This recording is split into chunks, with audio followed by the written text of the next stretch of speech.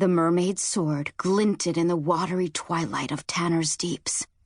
She held it in front of her, both hands gripping the hilt, as she moved through the deserted village. Tanner, whoever he was long gone. So was everyone else. Yet the mermaid kept her sword raised. Black-tipped sharks were known to hunt along the lonely currents that swept through abandoned villages. Predators of another kind prowled them too. Looters who ransacked the houses of the disappeared for anything of value. The mermaid was traveling back to Andalina, her Arctic home, and had seen many such villages on her way. In the fresh waters, in Miramara, and here, in Atlantica. All were gutted and ruined. Their myrrh had been abducted. The few who'd managed to escape told of soldiers in black who'd come for them with weapons and cages. Where the myrrh had been taken, no one knew. Satisfied no looters were near, the mermaid sheathed her sword. She was weary and night was coming with its many dangers.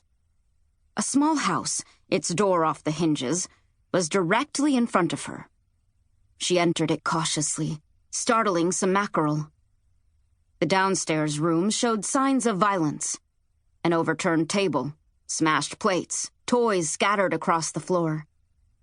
She swam upstairs and found a room that offered her a soft anemone-filled bed. Weariness was etched on her face. She craved sleep, but dreaded it too. Nightmares haunted her. Every time she closed her eyes, she saw it. Abaddon, the monster. She saw it advancing on the others, Ling, Ava, Neela, Becca, and Sarah, and tearing them apart. I should have stayed with them, she thought. I should have helped them. But they wouldn't have wanted her help. Not once they'd learned the truth. As she swam toward the bed, something moved behind her. She caught a blur of darkness, a pale face. There was someone else in the room. The mermaid spun around with the speed of a tarpon, her heart thumping in her chest, her hand on the hilt of her sword. There was someone else there, she saw, but not in the room. He was inside a mirror that was hanging on a wall. Don't be afraid, Astrid Colfin's daughter. I would never hurt you, he said. I know your secret. I know how you've suffered. They mock you and call you weak, yet you have the blood of the greatest mage who ever lived running through your veins. Come with me. I'll put an end to the cruel words, the laughter. I'll make you powerful, more powerful than any creature alive. The mermaid eyed him warily. He was human. His face was obscured by shadows, but she could see that at his neck a flawless black pearl hung from a chain. "How do you know my name? Who are you?" she demanded. The man replied by offering his hand.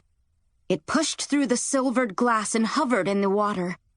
A question instead of an answer.